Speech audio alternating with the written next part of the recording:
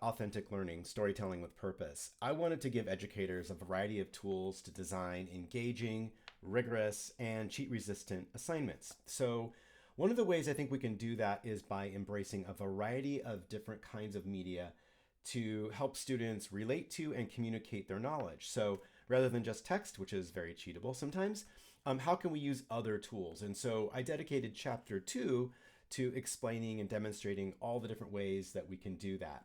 So I wanted to read you an excerpt from that chapter about audio stories and then talk briefly about one of my favorite assignments from that section. So here we go. This section from chapter 2 is called Audio Storytelling with Emotion.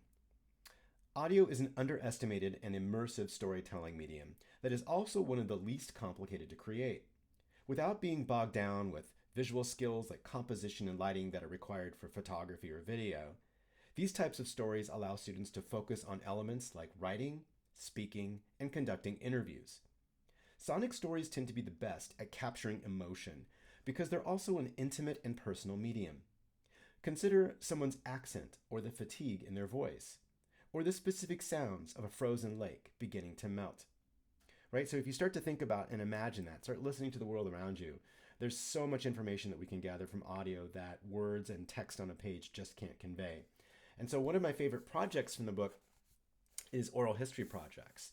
And so while this might be relegated to social studies or civics, it's also a very powerful assignment in science, language arts, even math and the arts. So this is a great project where students can interview an expert or talk to someone who's experienced a phenomenon or even have a self-reflection related to a topic and really create an opportunity to engage with other people, to hear other people's perspectives and experiences, and to try to draw conclusions with their own narratives using their own personal voice. It's a really great project. You should check it out. It's in my book about authentic learning, storytelling with purpose.